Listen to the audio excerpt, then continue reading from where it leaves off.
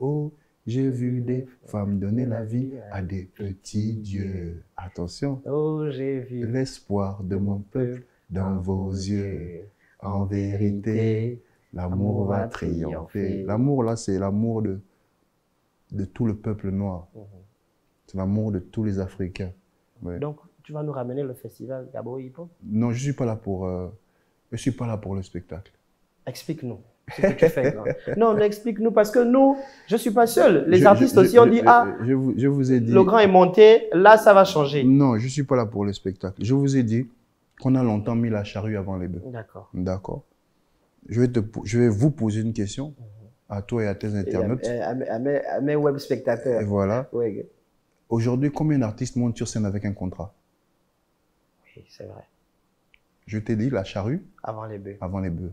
Est-ce que c'est de la faute du ministère qu'un artiste vienne prester sans contrat? Sans contrat. C'est-à-dire qu'on lui dit seulement à la bouche que tu as gagné 200 ou 300 000. Et il vient. Et il vient. C'est de la faute du ministère? Non, c'est la faute de l'artiste. D'accord. Du manager. Donc, moi, c'est la faute du manager. J'espère que ton manager n'est pas comme ça. Moi, je ne suis pas là pour le spectacle. Ouais. Parce que le spectacle, pour moi, c'est la fin du processus. Appelle-moi l'animal, faux, l'illégal, fraude, lyrical, bombe sur un digital son. Moi, c'est de la balle. Rien que tu kiffes quand mon flow te frappe un scandale. N'épargne pas les bouts et les chacals. Je suis fan de la nouvelle génération. Je suis fan de la créativité qu'ils ont. Et je suis fan de l'originalité aussi parce que aujourd'hui, je trouve qu'il se passe beaucoup de choses et que c'est... Les Gabonais disent qu'ils ne sont pas originaux. En vrai. Moi, je dis toujours les Gabonais, on ne peut pas commettre mon nom. L'artiste musicien, l'artiste chanteur du moins, il va toujours commencer par interpréter. Ouais. La nature elle-même va lui imposer de trouver sa voix. Tu as fait les remixes? Non, mais moi, quand on était au lycée, on rappelait les trucs de français. Et puis on mentait que c'était nous qui avions écrit. C'est vrai, c'est vrai. Tu vois ce que je veux dire? C'est vrai. Donc, comme tu es le premier à voir, tu as reçu la cassette. La cassette, oui, parce qu'il n'y avait pas le temps d'aller sur YouTube pour dire que non, c'est faux, c'est pas toi. Non, qui va vérifier ça? Qui va vérifier ça? Maintenant, ça va être difficile de faire le métis, genre d'être à gauche et à droite. Est-ce que c'est ce que Koba fait depuis qu'il est parti, le métis, d'après ton jugement? Non, je trouve que moi je ne juge pas les autres. Je trouve que Benjamin Epps est juste. Il est juste avec lui-même. Il est juste avec ce qu'il fait. Et voilà pourquoi ça marche. Je pense qu'il faut jouer la juste mesure. La musique, il faut jouer juste. Il ne faut pas être métis. Il faut jouer juste. Dès que tu joues pas juste, ça se ressent.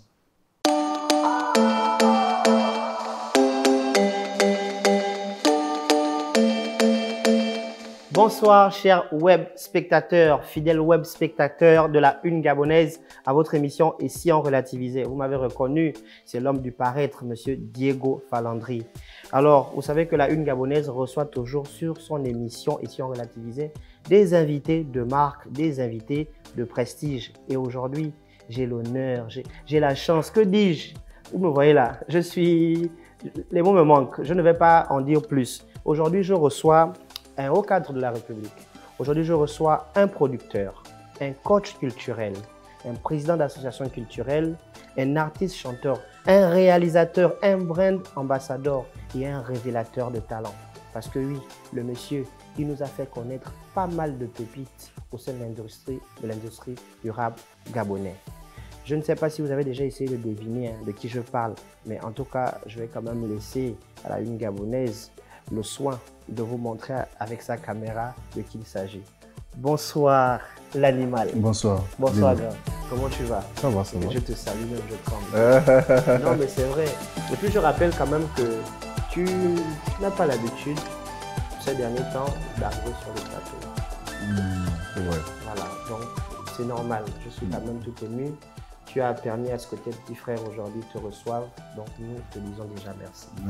C'est moi qui vous remercie pour l'invitation. Alors, avant de commencer, non, tout le monde te connaît.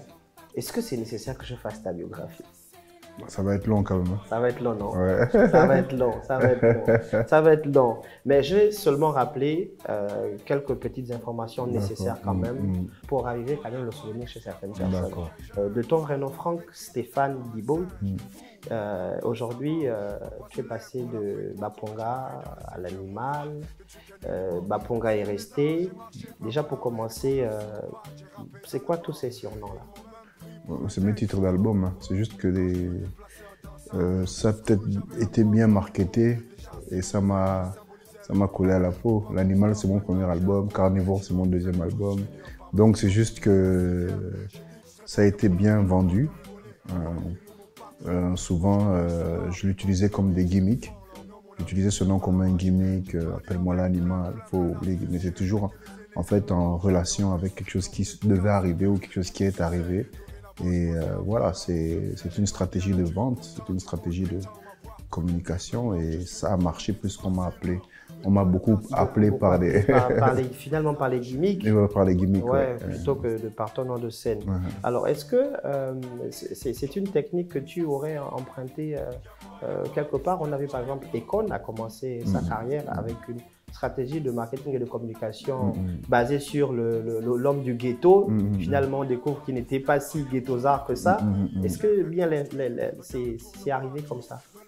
Bon, c'est une technique qui vient de chez les anglo-saxons. Hein. Ça veut dire que nous, à l'époque, on a beaucoup copié sur ce qui se passait chez les Ricains, chez les US. Et on remarquait que beaucoup d'Américains étaient souvent appelés par leur single. Voilà. Et surtout les singles qui avaient marché. Donc, ça faisait en sorte que on passait du single au t-shirt assez facilement. Dès qu'il y avait un produit dérivé, voilà, le branding était plus facile. Était plus facile. Oui, c'est vrai. Alors, comment a commencé cette aventure avec Rabou? C'est à une époque, vous savez, nous on vient d'une époque où il n'y avait pas YouTube, il n'y avait pas Facebook. Il n'y avait pas les likes, on n'achetait pas les likes, on n'achetait pas les vues. Donc nous, à notre époque, on allait de concours de rap à concours de rap, de lycée à lycée, de sound system dans le quartier à concert de rue. Et à notre époque, on devenait d'abord une star du quartier, avant de devenir une star de l'arrondissement. Avant de faire parler de toi au lycée, de devenir une star de ton lycée. Et puis, au fur et à mesure, devenir une star de Libreville. Et donc, c'est en écumant justement les sound systems, les concours de rap que j'ai fait la connaissance du Balloon Gang. Et notamment, on était tous dans la côte ouest. Et on a commencé à freestyler ensemble. À une époque, lorsque deux, trois, quatre rappeurs se croisaient à une soirée, vous savez, quand vous croisez en soirée, souvent vous vous mettez à l'écart pour raconter. Mais nous, à notre époque, si on se mettait à l'écart, c'était pour freestyler. Ouais. Donc, si on se rencontre en soirée, et c'était nouveau le rap, les gens ne connaissaient pas beaucoup. Donc, dès qu'on se mettait à côté, dès que tu voyais 4-3 rappeurs dans un coin, ils étaient en train de freestyler et ça attirait du monde. Et donc, j'ai commencé à rencontrer mes Balloon Gang comme ça, dans des soirées, on faisait des freestyles, on a commencé à se balader ensemble, faire des concours de rap ensemble, et c'est lui qui m'a présenté au reste du groupe en fait. D'accord, d'accord. Mais on n'a pas trop compris pourquoi l'aventure prend fin, alors que vous étiez au sommet de votre art. Parce que Raboun, on parle de Raboun. Oui, de Raboun. Parce que en grande partie, Tat Kombil partait en Afrique du Sud, Amour partait au Sénégal. Et donc, Tat Kombil avait un rôle important dans le groupe. Et sans Tat Kombil, c'était pas possible. Ça veut dire gérer le groupe Raboun avec Balloon Gang et moi seulement, faire des tournées à deux quand il y a la moitié du groupe qui n'est pas là.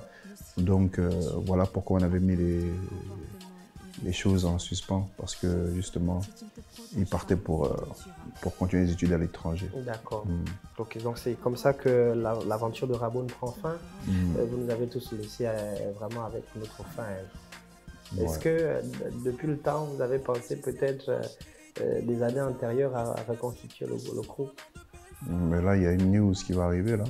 Non, grand. L'album est fini. Non, grand. Non. Non, grand. Donc, tu me balances la dope directement ici. Voilà, j'aurais même pas dû, mais bon, okay. Si les gens peuvent chercher déjà sur Facebook et s'abonner à la page de Raboun. Il y a une page de Raboun sur Facebook. Donc, chers web spectateurs de la Une Gabonaise, le grand vient de donner une doc exclusive. Raboun est de retour. Donc, allez... Mais on l'a annoncé en vrai. Hein. On l'a annoncé pendant les vacances et je pense que... Il s'est passé sous silence. Quoi. Ouais, je pense que les gens ont cru que c'était une blague en fait. Tu vois, on a cru que c'était fake. Mais là, c'est bon. L'animal lui-même vient de confirmer. Donc, allez déjà sur Facebook, recherchez déjà la page Facebook Raboun. Abonnez-vous massivement pour ne rien rater de ce qui arrive.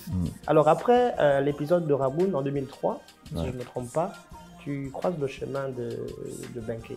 Yo. Et là... Par Mastakoudi. Par Mastakoudi. C'est Mastakoudi qui te met en relation avec Benké. Oui, comment ça se fait? Il m'a appelé un soir d'abord, mais il m'a appelé tard. On ne m'appelle pas tard. Ah, tu n'as pas décroché? Non, j'ai répondu, mais je n'étais pas chaud. Ah, d'accord. Et après... Parce qu'il t'appelait tard ou bien parce que tu étais... Non, parce qu'il m'a appelé tard. Ouais, ça t'a directement refroidi. Ouais. Moi, tu ne me sors pas de chez moi à une certaine heure, quelle que soit l'urgence. Suis chez moi. Là, il m'a appelé tard. Je dis, on va revoir ça. Et puis après, j'ai croisé une grande sœur à moi qui s'appelle Solange, qui m'a dit, mon patron, il m'a dit, mon patron te cherche. Ah ok, d'accord. Et j'ai mis en relation le patron de ma grande sœur Solange, Mastakoudi qui me dit son producteur. J'ai vu que ça devait être M. Benké. Et après, Mastakoudi m'a présenté à M. Benké et on était allé poser. Il m'a proposé de poser sur l'hymne. C'est comme ça que ça a commencé en fait. C'est comme ça que ça commence. Il m'a commencé, voilà, il y avait l'hymne à faire. Ouais. Et donc il cherchait des rappeurs pour poser sur l'hymne, qui était un remix d'un titre de Black Mafioso de Kenneth. C'était le remix du morceau de Kenneth. Et donc on s'est retrouvés au studio d'AFJ. Kenneth du groupe Secta. On s'est retrouvés au studio d'AFJ. Spike, Kenneth, moi, Cherokee, Mastakoudi. Et on m'a donné le premier couplet. Et c'est le premier couplet. Fais-le d'abord le premier couplet, s'il te plaît, pardon. Appelle-moi l'animal, faux, l'illégal, fraude, lyrical, bombe sur un digital son. Moi, c'est de la balle. Rien que tu kiffes quand mon flow te frappe un scandale. N'épargne pas les mbouts et les chacals. Le sourire ici, tellement ça fait plaisir de t'entendre rappeler ça. Donc, tu vois, si c'est un test ou un entretien d'embauche, là, l'entretien... Non, c'est bon. On dit aux autres que repassez demain. C'est fini, l'entretien est fini, repassez, c'est bon, il a gagné. Ok, non, parce que c'est ceux qui rendent l'hymne, en fait, c'est ceux qui donnent la hype à l'hymne. Et puis, on sent quand quelqu'un est le leader, naturellement, tu es le leader, naturellement, on sait que lui, s'il se met devant, il va tirer les autres.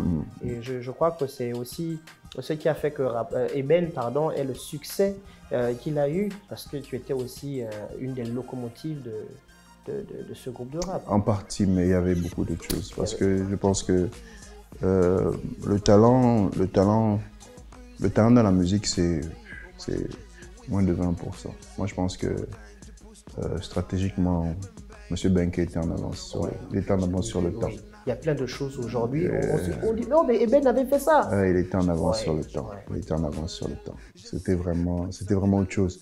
Aujourd'hui, avec le recul, même nous, quand on se remet en arrière, il y a des choses qu'il a peut-être voulu faire trop tôt et que les gens n'ont pas compris ce qui se passait. Ils n'ont pas compris. Tu sais que les gens aussi, ils ont souvent peur de ce qui est nouveau. Oui, c'est normal. Ils ont peur de ce qui est nouveau. Ils se disent est-ce que ça va marcher. Même sa façon de travailler avec les médias. Aujourd'hui, tout le monde travaille comme ça. Comme ça. Sa façon de mettre les gens en relation. Aujourd'hui, tout le monde travaille comme ça. Mais sauf qu'à l'époque... Même dans la filmographie. Voilà. Sauf qu'à l'époque, on nous tirait dessus. C'était... c'était compliqué. Alors, donc, en 2004, tu sors ton tout premier album. Ton tout premier album, L'Animal. C'est le nom là qui est gravé. L'Animal qui est gravé. Et donc, c'est en cette année aussi que tu es le meilleur artiste hip-hop. Voilà, à Los Miga. Et puis, tu fais les premières parties d'artistes. De beaucoup d'artistes internationaux. J'étais sur la fin parce que j'avais commencé depuis déjà. Mais j'étais sur la fin. J'étais en train d'arrêter de faire les premières parties. Parce que tu étais déjà un monument. Je me demande, comment est-ce que toi, tu recevais ça quand on te disait, toi, l'animal, toi, le carnivore, du haut de toute ta... Voilà, on te dit, voilà, viens faire la première partie. Ben, d'abord, une première partie, c'est pas, comment te le dire, c'est pas pour un artiste qui se prépare à l'international, c'est toujours bon. Oui, c'est vrai. Donc, c'est une mise en lumière. Moi, j'ai pas fait que des premières parties ici. Ici, j'ai eu la chance de faire la première partie de Jay-Z. Missy Elliott. Non, Missy Elliott, c'est à Durban. C'était à Durban. À Durban. En Afrique du Sud. En Afrique du Sud. Ici, tu as fait Jay-Z. J'ai fait... Shaggy. Non, Shaggy, c'était à Durban aussi. C'était à Durban aussi. Ici, j'ai fait Lloyd Banks. Oui, Lloyd Banks, les gars de la J-Unit. Oui, Lloyd Banks, j'ai fait... Et aussi Fat Joe, mais Fat Joe, on avait déjà joué ensemble au Maroc. D'accord. Sur un festival au Maroc, on avait déjà été ensemble. Et voilà, donc j'avais déjà tourné, j'avais fait les Gypsy Kings en Belgique. En Belgique, j'avais fait les Gypsy Kings. Et donc, là, faire une première partie, en fait, c'est bien parce que tu es devant un public qui ne t'appartient pas. Exactement. Et que tu essayes de convaincre. Et voilà, c'est ce qui est bien avec les premières parties. Ça permet de jauger aussi. Après, j'ai fait beaucoup de festivals. Oui. Et c'est dans les festivals que j'ai commencé à me faire un nom en tant que bête de scène. Oui, mais d'ailleurs, moi je me dis que tu es le père des festivals. Parce que toi, franchement, toi, on t'a vu sur toutes les scènes en Afrique. Ouais. Parce que tu as participé à plein de festivals. Et d'ailleurs, j'ai une question par rapport à ça. Comment est-ce que ça se passait? Est-ce que ce sont les promoteurs de ces festivals qui te contactaient ou c'était par ta propre initiative? Non, les premiers, quand on est un artiste, le label va essayer de te positionner. De te booker. D'accord. Donc les premiers festivals, c'était sous l'impulsion de M. Benke. Et c'est lui qui positionnait ses artistes au départ. Donc, voilà. Et donc si on te positionne sur un festival et que tu y vas la première fois, tu as intérêt de cartonner. D'où ma phrase mythique, on n'a jamais une seconde chance de faire une première bonne impression. On n'a jamais une seconde chance de faire une première bonne impression. La première fois que je suis parti sur un festival à Dakar qui s'appelle Dakar All Star, les gens qui étaient dans le public, j'avais des amis gabonais dans le public et on m'a rapporté une anecdote. Quand je suis arrivé sur scène, j'étais tellement maquillé comme à l'époque je me maquillais. J'étais habillé un peu à la mode vaudou en fait. Et quand la dame m'a vu arriver sur j'ai un son qui fait les esprits m'appellent, viens, et mon sorcelle, viens. Elle a dit non, ce mec n'est pas humain. Il n'est pas humain. Non, j'imagine. Il n'est pas humain. Donc en fait, la réputation est partie comme ça. Et puis dès que tu réussis sur un festival, et comme les festivals travaillent en fait en réseau, et donc maintenant que tu as réussi ta première partie, ta première bonne impression. Ta première bonne impression. Maintenant, on te met sur les réseaux. On te recommande. On te recommande. Ouais, et puis il y en a qui appellent. Non, mais tiens, mais tu avais l'animal sur ton festival. On m'a dit qu'il a fait du sale. Donc, est-ce que c'est possible de l'avoir? Ah oui, tiens, j'ai le numéro de son manager. C'est comme ça que j'ai fait l'Afrique francophone. Donc, toujours dans ce sens, tu pars à la conquête du monde avec le prix de l'intégration en 2005, donc au Sénégal. Et puis, tu passes par la France. Il y a plein d'événements comme ça auxquels tu participes. Et puis, là, c'était ta période d'or. Tu as cartonné. Tu as tout donné. Beaucoup tourné. Tu as tout donné. Beaucoup tourné. Moi, je suis plus un artiste qui travaille sur les routes. J'ai toujours expliqué qu'il y a des artistes qui vendent beaucoup. Il y a des artistes qui tournent beaucoup. Moi, je suis quelqu'un qui j'ai beaucoup tourné. C'est-à-dire qu'à un moment, j'avais près de 60 dates par an. Non. Oui, j'avais plus de 60 dates par an. À l'international? Non, localement et à l'international. Moi, je rentre chez moi un mercredi, jeudi, je suis reparti. Je rentre lundi, mercredi, je suis reparti. C'était comme ça. Mais par rapport à cette question, par rapport à cette partie-là de ta vie, qu'est-ce que tu reprends à ceux qui disent que la musique ne paye pas finalement?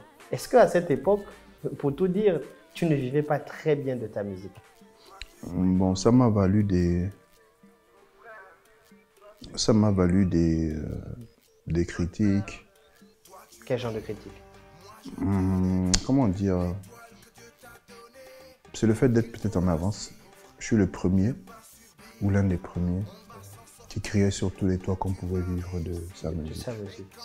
Mais les gens qui ne comprenaient pas ça à l'époque me prêtaient en fait, des mécènes, disaient que non, lui c'est parce que. Moi j'ai connu des gens qui ont gagné beaucoup plus d'argent que moi. Beaucoup plus d'argent que moi. Dans la musique? Même dans l'humour. Souleymane par exemple. Souleymane, je ne sais pas combien de spectacles il avait dans la semaine. Mais c'était, je dirais même, je me permettrais de dire que c'était même pas raisonnable ce que Souleymane gagnait. Je veux dire que Souleymane n'avait pas d'habits à lui. Ouais. Souleymane rentrait dans un magasin, il achetait de nouveaux habits, c'est comme ça qu'il faisait. Ouais. Et donc à chaque fois qu'il voyageait, il partait pas avec des valises. Non. Et à chaque fois qu'il rentrait, il changeait comme ça, il vivait comme ça. Souleymane, donc ça veut dire qu'on a vécu une phase où même jusqu'à aujourd'hui, encore il y a des artistes qui, quand je dis encore, c'est pas que ça va s'arrêter, mais depuis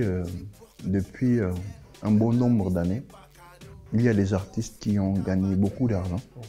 Maintenant, le souci, c'est comment on gère son argent, comment on le réoriente, comment on s'en sert. Parce que il y a des footballeurs qui ont gagné beaucoup d'argent dans les années 90 et qui aujourd'hui sont ruinés. Donc, c'est pas parce que vous allez voir quelqu'un sur sa fin de carrière qui n'a plus d'argent que vous allez penser que il n'a rien gagné pendant. Autre chose, les artistes gabonais, c'est en tout genre, hein, parce que artiste c'est comme sportif. Comme sportif. Voilà, les artistes gabonais, on est très nombreux, d'accord. Et en fait, sur le bon nombre que nous sommes, tous ne gagnent pas les mêmes sommes d'argent. Et souvent, on va juger les artistes gabonais par rapport à une majorité qui ne se gère pas bien. D'accord. On met tout le monde dans le même bateau. Exactement. Ouais. Alors qu'il y a une minorité qui arrive à assembler les choses. D'accord. Et le mieux, c'est quand on arrive à une période faste, n'est-ce pas? À une période faste, ça veut dire qu'à partir du moment où on commence à gagner de l'argent, on le réinvestit. C'est à ce moment que j'ai monté cas par cas. J'ai monté les choses à gauche et à droite. Les gratitudes. Et ma structure de Saphir. Donc, je suis devenu réalisateur vidéo et tout ça. Et donc, j'ai monté des choses parce que j'ai regardé, même aux États-Unis, quand on te parle des 20 rappeurs les plus riches du monde, ils ne sont pas riches que de musique. Parce qu'ils ont ils ont réinvesti. On a des exemples avec Jay-Z, avec ils ont beaucoup Kanye réinvesti. West. Aujourd'hui, Jay-Z il a investi même à Manchester City. Oui, il a investi même dans les clubs de football avec Rock Nation. Voilà. Donc, pour tous les artistes ont toujours encore, je répète, il y a une période faste dans la vie d'un artiste où il gagne beaucoup d'argent. Maintenant, le problème au Gabon, c'est que l'artiste souvent n'est pas encadré. L'artiste n'est pas encadré, donc n'est pas conseillé. Ouais. Donc, en plus, souvent, s'il n'est pas encadré, pas conseillé, ça veut dire qu'il n'est pas canalisé. Ouais. Donc, l'argent va arriver et puis l'argent va repartir comme c'est venu. Voilà. Aussitôt que c'est revenu. Ouais. D'accord. D'ailleurs, là, on va quand même... Ça me rappelle, j'ai reçu ici l'un de tes petits frères, Amenem, voilà, qui parlait aussi de cette façon-là, qui a cette vision, parce que lui aussi, par exemple, aujourd'hui, il est plus dans l'entrepreneuriat artistique ou musical que d'être musicien. Voilà, donc ça veut dire que si la plupart des artistes essayent de réfléchir dans ce sens, beaucoup auront le respect des gens et on ne va plus les traiter de mendiants. Oui, mais pour ça, il faut reconnaître quelque chose. L'artiste, c'est pas son boulot. D'accord? Le travail d'un artiste, c'est être connecté, c'est créer, c'est donner le meilleur qu'il puisse avoir. Le travail de l'artiste, c'est faire vivre des sensations aux gens. Maintenant, l'artiste doit prendre conscience qu'il doit s'entourer et qu'il devrait s'entourer de spécialistes, qu'il devrait s'entourer même de bénévoles pour commencer, mais qui ont d'autres facultés. Qui ont d'autres compétences. Qui ont d'autres compétences. rédactionnel, organisationnel.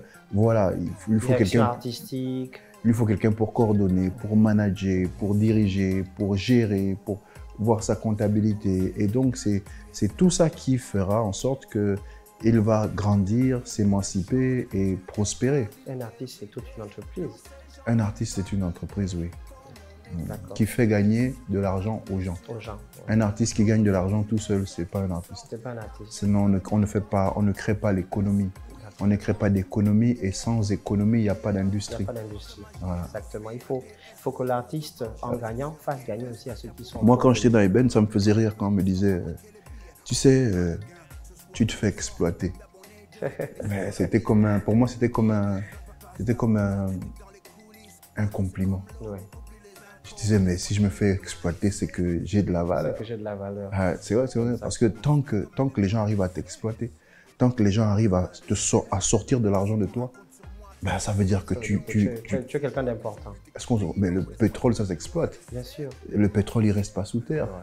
On développe pour exploiter Maintenant, tant que tu es un artiste et tant que tu as des gens qui arrivent à manger sur ce que tu produis, ben ces gens, pour continuer à manger, ils vont développer des stratégies pour que toi aussi tu manges. Et que tu restes en vie et que tu grandisses. Exactement, parce que plus tu vas rapporter de l'argent. Ça garantit à eux leur argent. Voilà, c'est une belle image. L'image du pétrole, c'est une belle image. Alors, Grand, donc, on voit que du début des années 90 jusqu'à la fin, puis du début des années 2000 jusqu'à pratiquement 2010-2011, Libreville, c'est la destination musicale. Tout le monde veut arriver à Libreville. Aujourd'hui, on parle d'Abidjan, mais il y a 15 ans en arrière, Abidjan était derrière Libreville, n'est-ce pas? Je ne dis pas des conneries quand même. Abidjan était derrière Libreville, mais qu'est-ce qui a changé là-dedans? D'accord. En fait, ce qui s'est passé, c'est que à Libreville, à une époque, lorsque le hip-hop arrivait en Afrique, on avait le meilleur screenshot. On avait la meilleure capture d'écran. Capture d'écran. Parce qu'on a copié. Ouais. On a copié sur ce qui se faisait à l'Occident. Donc on avait le talent qu'il fallait parce qu'on était très en avance sur beaucoup de pays francophones. Donc, mais on avait le talent. On avait le talent et rien d'autre. Et donc comme on avait le talent, ce qui s'est passé, c'est que ça a créé de l'émulation. Ça a créé un buzz fou. Le rap, le nouveau mouvement, la musique de jeunes, il y avait des concours de rap partout. Il y avait des scènes partout. Voilà, et le talent s'est fait voir, notre talent s'est fait voir au Gabon et par des radios à l'international, comme RFI, on a pu nous écouter au-delà, Africa numéro 1 aussi. Voilà. Et on s'est rendu compte qu'au Gabon, il y avait du talent. Maintenant, qu'est-ce qui s'est passé chez les autres? Chez les autres, ils ont vécu une vague, d'accord, de talent qui n'était pas forcément lié au rap. Parce que au Cameroun, par exemple, avant que le rap n'arrive, ils avaient leur musique. Si. Makossa. D'accord. En Côte d'Ivoire, ils avaient leur musique. Zouglou, les Méoué, tout. D'accord. Nous aussi, ici, avant le rap, on avait notre musique. Mais on est beaucoup resté dans la prestation, dans la manifestation, dans l'art pour l'art. Chez les autres, ils ont commencé à travailler très tôt sur la structuration, l'organisation et les métiers autour de l'art. D'accord? Ce qui fait que nous, quand le talent, parce que le talent, le buzz s'essouffle. Le buzz, ça vient. Ça passe. Exactement. Ouais. Et donc, à un moment donné, quand ceux qui ont pensé à se structurer, ceux qui ont pensé à créer autour des mécanismes pour pouvoir faire évoluer leur industrie. Aujourd'hui, ils sont posés. Ils sont posés parce qu'ils ont travaillé. C'est comme s'ils ont quitté la location. Bien sûr. Donc, tu veux dire que nous, on est encore restés en location. Donc, nous, on est encore chez les parents. On est encore dans le screenshot. Et ils ont téléchargé, tu vois, ils ont téléchargé. Nous, on a screenshoté. Eux, ils ont téléchargé carrément le truc, tu vois ce que je veux dire. Là, chez eux, maintenant, c'est structuré, il y a des métiers pour ça, il y a des tourneurs, il y a des agents, il y a des managers, il y a des agences. Voilà. Et nous, ici, on est encore dans l'art pour l'art. Ça veut dire le talent parle. Il n'y a que le talent qui parle. Mais les stratégies derrière, développées par des équipes, il n'y a pas encore ça. D'accord. Mais l'animal, pour parler de structuration, chez les autres, en Côte d'Ivoire par exemple, pour citer ce pays qui a démontré, qui a montré comment ils ont su évoluer dans le temps en matière de structuration de leur culture, on a vu l'implication aussi de l'État. Pourquoi chez nous ça ne s'est pas fait?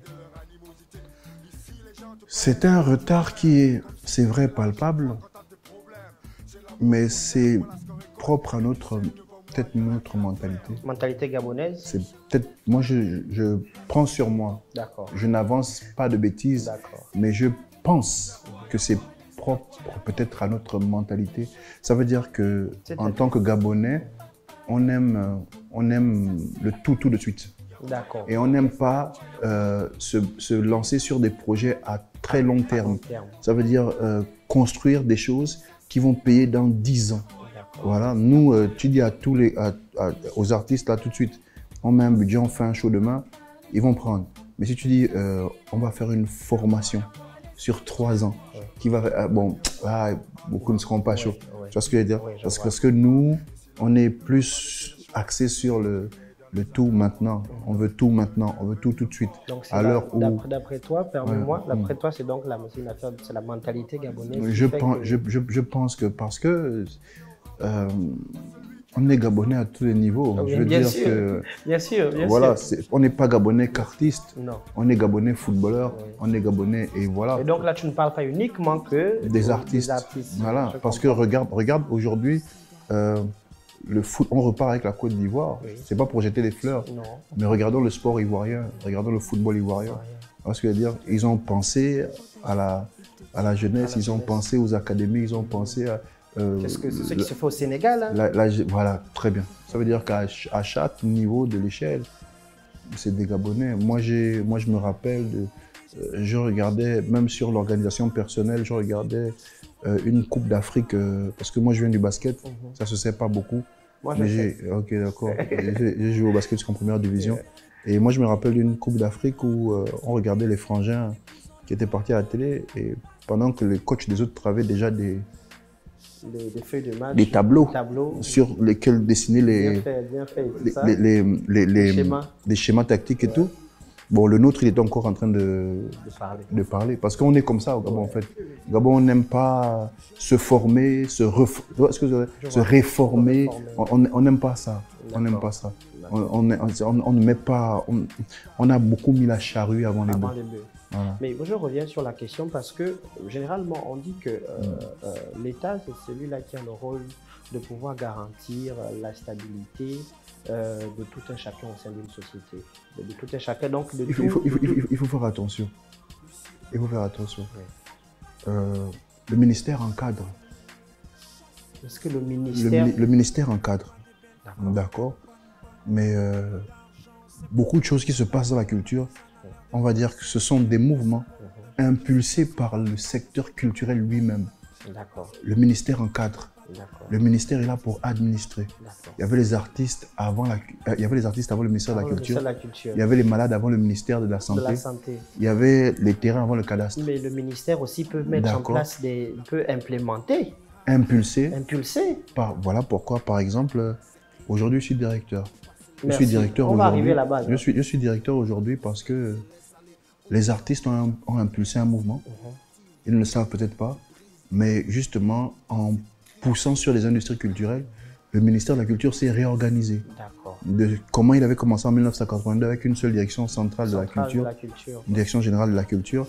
Aujourd'hui, il y a 2 autres directions qui, depuis 2015, qui ont été créées. Voilà, donc direction générale du patrimoine culturel et la direction générale des arts et des industries culturelles. Et les arts et les industries culturelles, ça a été mis en place justement pour répondre aux besoins des artistes. Moi, je suis président d'Ibouga Think Tank, qui est une réponse aux besoins des artistes. En fait, partout dans le monde, c'est comme ça. Ça veut dire qu'il y a des choses qui se créent, il y a une émulation qui monte, et en fait, l'État est là donc pour encadrer. Dès que ça monte, dès que ça prend de l'ampleur, l'État encadre. Mais je veux dire que nous ne sommes pas, vous savez, nous sommes une jeune nation, d'accord? Et donc, je ne vois pas encore au niveau de certains ministères des spécialistes d'eux. D'accord. D'accord. Donc, avant de devenir spécialiste, il faut expérimenter, il faut implémenter. Est-ce qu'on se comprend? Je comprends. Donc, voilà pourquoi les gros mouvements, lorsque moi j'ai vu arriver dernièrement un bouquin qui parlait, un bouquin français qui parlait de l'art du cirque, tous les métiers dans l'art du cirque. C'est pas un administratif qui va écrire ça. Ce sont des acteurs même du cirque. Est-ce qu'on se comprend? Si. Donc, si on va te parler de, par exemple, de la culture bouetée, est-ce que c'est un administratif qui va t'écrire ça? Non, c'est les pratiquants même de la culture bouetée. Est-ce qu'on comprend? Peut-être que c'est un universitaire, mais qui pratique, qui va faire des recherches. Tu vois ce que je veux dire? Donc, voilà pourquoi le mouvement culturel est là pour implémenter, diriger, marquer le pas, donner la donne. Ok, demander, et le ministère, lui, il encadre, il administre. D'accord, mais donc ce sont les artistes, c'est le secteur lui-même qui doit pouvoir, à travers les besoins qu'il a. Ce sont les artistes qui ont fait le statut de l'artiste, qui ont écrit le statut de l'artiste. Mais pourquoi ça coince au niveau alors des droits d'auteur? Ça coince parce qu'à un moment donné, la loi s'est baladée. D'accord. Il faut expliquer à mes web spectateurs. Oui, la loi s'est baladée, il y a quelques années, la loi s'est baladée parce que les deux maisons, enfin quand je parle des deux maisons, c'est le Sénat et l'Assemblée. Donc les parlementaires ne se sont pas entendus sur quelque chose. Et puis après, il y a eu une période où il y avait une de nos deux maisons qui n'était pas en place, ou je ne sais pas, c'est par rapport à leur déménagement, donc voilà, ça a pris du temps. Et quand le nouveau ministre est arrivé, M. Max Samuel Ouandjogo, quand il est arrivé, il a récupéré cette loi. Ils ont retravaillé dessus de façon à ce qu'elle soit plus fluide. Donc c'est récent? Oui, lui, il a dépoussiéré un peu tout ça. Et qu'en est-il de son applicabilité? C'est passé au Sénat. D'accord. Là, on sort de l'Assemblée. On espère que ça va passer. Et puis après, on va voir, on va prier pour que cette année ce soit en place. Mais maintenant, par rapport là, je parlais des statuts de l'artiste. Par rapport aux droits d'auteur, on travaille dessus avec le Bugada. On a eu un problème parce que le Bugada dit tout le temps qu'ils n'ont pas de budget. Non, c'est pas ce qu'ils disent. Il faut l'inviter. Vous pouvez l'inviter. Moi, je vous dis, je vous donne son numéro. Vous invitez sur ce plateau monsieur le directeur du Bugada. Ce serait mieux. Ce sera fait. D'accord. Et le Bugada était lié à l'ANPAC. D'accord. D'accord. Et le ministre qui a dissous l'ANPAC, donc a dissous quelque chose qui a fait mal au Bugada. Donc, est-ce qu'on peut dire que c'est une... fait mal dans quel sens? Inviter-le, il sera plus apte à... Non, mais si c'est une guéguerre entre... Non, du tout. C'est pas une guéguerre. C'est pas une guéguerre. C'est juste que l'ANPAC, le Bugada... C'est une question d'organisation. Sont des autres directions du ministère de la Culture. D'accord. Ce sont des autres directions du ministère de la Culture. Et nous sommes infiniment liés. D'accord. Voilà. Et donc, peut-être que si tu... Forcément, quand on déboîte quelque chose, voilà, il y a quelque chose qui se dérègle. Dans ce voilà. sens, c'est bien expliqué. Voilà. D'accord, c'est bien expliqué dans ce sens. Voilà. Ok, merci. Parce que tout à l'heure, c'est vraiment des questions et c'est bien que tu sois là. Donc, je rappelle, après l'animal, tu es aujourd'hui directeur des spectacles. Des arts du spectacle. Des arts et du spectacle. Non, des arts du spectacle. Des arts du spectacle. Donc, du spectacle vivant. Du spectacle vivant. Oui. Donc, tu vas nous ramener le festival Gabo Hip Hop? Non, je ne suis pas là pour le spectacle. Explique-nous ce que tu fais. Non, explique-nous parce que nous, je ne suis pas seul. Les artistes aussi ont dit je vous ai dit, le grand est monté, là ça va changer. Non, je ne suis pas là pour le spectacle. Je vous ai dit qu'on a longtemps mis la charrue avant les bœufs. D'accord. Je vais vous poser une question à toi et à tes internautes. À mes web spectateurs. Et voilà. Oui. Aujourd'hui, combien d'artistes montent sur scène avec un contrat? Je t'ai dit la charrue avant les bœufs. Avant les bœufs. Est-ce que c'est de la faute du ministère qu'un artiste vienne prester sans contrat? Sans contrat. C'est-à-dire qu'on lui dit seulement à la bouche que tu as gagné 200 ou 300 000. Et il vient. C'est de la faute du ministère? Non, c'est la faute de l'artiste. D'accord. Du manager. Donc, moi, la faute du manager. J'espère que ton manager n'est pas comme ça. Moi, je ne suis pas là pour le spectacle. Parce que le spectacle, pour moi, c'est la fin du processus. Moi, je suis là pour le début du processus. Et il consiste à quoi ce début? Réglementer, organiser, organisé, réglementé, imposé, exactement. Parce qu'il faut, par exemple, pour la question des artistes qui montent sur scène sans contrat, non, avec moi, c'est impossible. Il faut, par exemple, que ce soit imposé aux promoteurs. Mais c'est l'artiste qui impose. En fait, il faut que ça devienne un comportement pour la... C'est ce que je vous dis, le problème de la culture est sensible. Le problème de la culture est sensible parce que c'est aux artistes d'imposer un rythme. C'est un métier libéral. Ok? Donc, c'est aux artistes d'imposer. L'artiste a le droit de dire « je suis bleu ». Je veux que ce soit bleu. C'est dans son droit. Oui, parce que ça veut dire que l'artiste, normalement, n'obéit pas forcément à certaines règles comme tous les autres métiers. Non, donc c'est à toi d'imposer le contrat. Comme un agent, par exemple, à plein temps du ministère de la Culture. D'accord. Si tu as ton mariage et que tu demandes à un artiste de venir chanter et qui vient chanter sans te demander le contrat, tu ne seras même pas blâmé. Tu vois ce que je veux dire? Tu ne seras pas blâmé parce que toi, tu n'es même pas supposé savoir qu'il faut un contrat. Tu vois ce que je veux dire? Oui, mais lui, il est professionnel du métier. C'est son métier. Oui, et donc, c'est d'abord à lui, écoute-moi bien, c'est à lui d'éduquer. Et après, les gens vont se plier. Vont se plier, vont s'adapter. Oui, mais permets-moi, le problème, c'est que généralement, on est dans un petit village. On est dans un petit village. Et la plupart de nos artistes, là, je vais parler de ceux de la nouvelle génération, par exemple, des jeunes là, ils ne sont pas forcément au fait de ces questions. Il n'y a pas que les jeunes qui pressent son contrat. Il n'y a pas que les jeunes, c'est vrai. Non, tu veux tacler qui là? Tu veux tacler qui? Non, il n'y a pas que les jeunes, c'est vrai. Mais ils ne sont pas forcément au fait de ces questions. Et il y a aussi comment est-ce que je vais appeler ça? Il y a aussi la liste noire. Il y a des promoteurs qui n'aiment pas qu'on leur tienne tête. Et du coup, si tu lui dis que non, moi, pour monter sur ton festival, il faut absolument que je voie un contrat, il va te dire non, le contrat, je ne peux pas te le faire, etc. Et si tu refuses, Mordicus, lui, il va te blacklister. D'accord. Connaissant par exemple qu'ici, on n'a plus beaucoup de promoteurs, on connaît les quelques maisons qui organisent des shows. Voilà pourquoi je parle, j'insiste. Il faudrait une deuxième émission spéciale pour ça. On a mis la charrue avant les bœufs parce que aucun promoteur ne peut blacklister un artiste. C'est interdit. Non, c'est pas ça. Il faut interdire. C'est pas ça. C'est parce que en fait, les artistes qui se font blacklister ne tournent pas avec des équipes. Tu comprends ce que je veux dire? Parce qu'au Gabon, justement, l'artiste dépend des quelques spectacles qui lui sont proposés. Normalement, l'artiste devrait chercher.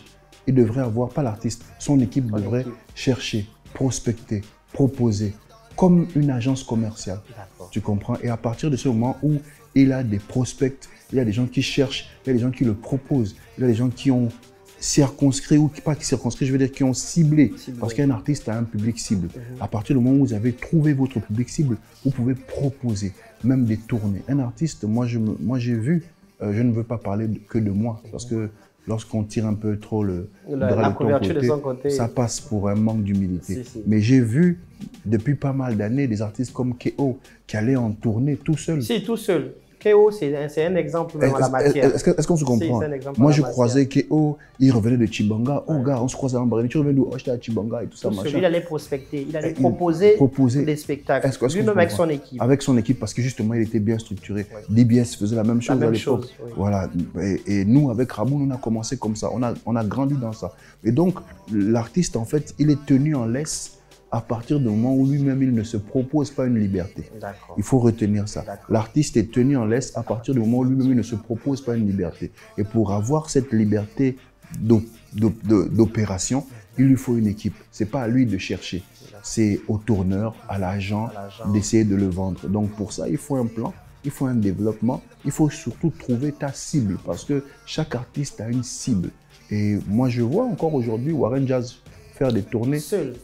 D'accord. Donc ça ne peut pas marcher pour certains et ne pas marcher pour d'autres. Ceux qui se font blacklister, ils aiment bien se faire... Ils aiment se...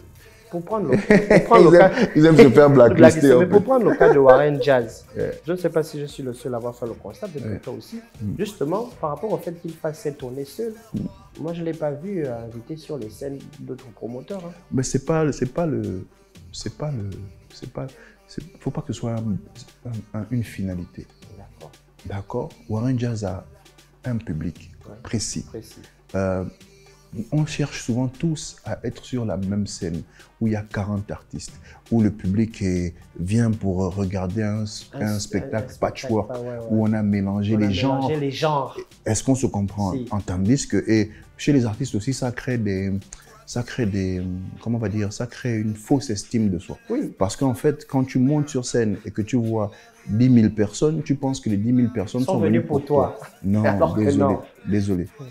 Un artiste qui se respecte doit pouvoir faire ses propres scènes, arriver à faire ses propres scènes, arriver à remplir ses petites salles.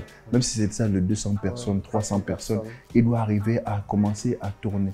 Beaucoup d'artistes ont commencé à organiser même des centres systèmes avec leur équipe. Voilà, ça c'est la vie de l'artiste. C'est la vie d'un musicien. Qui doit animer sa carrière de cette façon. On commence à être d'accord, non? Non, si, on est d'accord. Mais depuis le début, on est d'accord. C'est pour dire au web spectateur. Voilà, en fait, c'est pour dire qu'au Gabon, là, on pense que l'artiste est mutilé. Non, l'artiste... Ah, un peu quand même. Comment je vais vous dire ça? L'artiste n'est pas plus mutilé que le sportif. L'artiste n'est pas plus... Est-ce que je comprends? Si on se comprend. Il n'est pas plus mutilé que quelqu'un d'autre. C'est pas le plus brimé. C'est pas le plus brimé. Je comprends ce que tu veux dire. Est-ce qu'on se comprend? Tout le monde est brimé. Au contraire, lui, il a des portes de sortie parce qu'il peut se proposer. S'il a une bonne équipe, il peut se proposer. Est-ce qu'on se comprend? Moi, j'ai discuté avec un frère d'armes il y a quelques jours. C'est qui? Il me disait non. Il me disait... Tu as commencé à me sauter les dents. Il me disait type, à une époque, le premier mec comme ça, il y avait les Ngombo. Hein. Tu vois, non? Mais moi, je lui réponds, mais frère... Va chercher les Ngombo. Nous sommes à même d'avoir des structures qui organisent des Ngombo. Par exemple. Est-ce qu'on se comprend? Nous sommes à même d'avoir des équipes qui devraient aller vers des structures, vers des entreprises et proposer des packages, proposer des... Voilà ce que je veux dire. Mais tant que nous sommes dans l'attente, tant que nous sommes dans cette position où... Facile. On aime trop notre zone de confort en fait. L'artiste, ici, c'est une zone de confort. Quand il est là, il attend que le téléphone sonne. Voilà, et puis c'est tout. Mais ça ne fait pas des carrières. Ça fait pas des carrières, c'est ce qu'il faut retenir. Alors, là, mais on va faire une deuxième émission hein, parce qu'il y a encore plein de choses. Je vous ai averti au début. On va faire une deuxième émission, Quand le boss a annoncé 45 minutes, là, je l'ai regardé, j'ai dit, non. On va couper si c'est long. Alors, pour parler donc finalement de ces artistes-là, par exemple de la nouvelle génération, moi, j'aimerais avoir ton ressenti en tant qu'aîné. Déjà, tu travailles avec beaucoup d'entre eux. Moi, je suis fan de la nouvelle génération. Notamment MC Bright. Je suis fan de, pas seulement, je suis fan de la nouvelle génération. Je suis fan de la nouvelle génération, je suis fan de la créativité qu'ils ont. Et je suis fan de l'originalité aussi parce que aujourd'hui, je trouve qu'il se passe beaucoup de choses et que c'est... Les Gabonais disent qu'ils ne sont pas originaux. Qu'ils passent le temps à calquer, à copier, à remixer. Et pourtant, même dans ça, il y a quand même l'originalité. En fait, en vrai, moi, je dis toujours les Gabonais, on ne pas commettre mon nom. L'artiste musicien, l'artiste chanteur du moins, il va toujours commencer par interpréter. D'accord? Avant de se trouver lui-même sa voix, il va toujours commencer par interpréter. Donc moi, je ne suis pas fâché avec les gens qui font des remixes parce que je sais que la nature elle-même va lui imposer de trouver sa voix. Tu as fait les remixes? Non, mais moi, quand on était au lycée, on rappelait les trucs de français. Et puis on mentait que c'était nous qui avions écrit. C'est vrai, c'est vrai. Tu vois ce que je veux dire? C'est vrai. Donc, comme tu es le premier à voir, tu as reçu la cassette. La cassette, oui, parce qu'il n'y avait pas le temps d'aller sur YouTube pour dire que non, c'est pas toi. Non, qui va vérifier ça? Qui va vérifier ça? Déjà, il y avait la bonne radio chez nous. Récréation, là, tac, tu bombardes des trucs. Non, c'est vrai. Tu vois, en fait, l'artiste qui commence par interpréter ou qui commence par calquer, comme quand on apprend à dessiner. Voilà. Donc, c'est une façon pour toi de t'imprégner de quelque chose. Maintenant, le problème, c'est qu'il ne faut pas rester dedans. D'accord? Et après, il faut sortir de l'interprétation. Il faut sortir des phases B. Il faut sortir des remixes. Mais je sens que ça va venir. D'accord. Donc, je sais qu'aujourd'hui, par exemple, l'oiseau rare commence à trouver sa voix. Voilà. Petit à petit, il commence à faire même des scènes internationales. Voilà, il commence à avoir sa personnalité. Et c'est comme ça. Je sais que tous les autres, ils vont commencer par calquer. Et puis après, ils vont trouver leur... Il ne faut pas trop être exigeant. Mais moi, j'aime... Tu sais, tu connais le public. C'est le Gabon, mais voilà. C'est ce qui nous rend fort aussi en tant qu'artiste ici. C'est parce qu'on a un public exigeant. Et moi, je le suis reconnaissant pour ça. Parce qu'avec leur exigence, ils nous ont poussé à nous dépasser. Mais moi, quand je parle d'originalité, c'est que j'aime bien le Tolibangando. En fait, parce que je m'explique. Beaucoup ont vu ça d'abord comme un langage de... Ordurier. Ordurier. Oui, de bandits, Mais je trouve que ça ressemble un peu au créole. Ah. Est-ce qu'on se comprend? Ouais. Ça veut dire qu'aujourd'hui, moi, si je suis dans Paris, avec un autre Gabonais qui n'est pas forcément Massango ou Simba comme moi, si dans le métro on parle en Tolibangando, personne ne va nous écouter. Personne ne va vous écouter. Est-ce qu'on se comprend? Et donc, pour moi, c'est comme une sortie de secours pour les gens... pour un pays qui n'a pas de langue nationale. Je comprends. D'accord. Voilà. Et le créole, c'est un genre de mauvais français aussi. Oui. D'accord. Et donc le Tolibangando, ça commence à passer pour ça. Donc même quand tu veux avoir une conversation que les gens n'écoutent pas, vous parlez en Tolibangando calmement, et puis ça passe tranquille. Ça et passe donc, moi sur des sons, en dehors des sujets. En dehors des sujets il faut quand même essayer. Il faut retravailler un peu. Il faut retravailler les sujets. Il faut revoir un peu, mais bon, c'est tendance. Hein. Mais bon, en parlant des sujets, nous ne sommes pas les seuls. En Afrique francophone, nous ne sommes pas les seuls à aborder ce type de sujet. Les autres, on va encore parler de la Côte d'Ivoire. Il ne faut pas nous parler fort parce qu'on se connaît.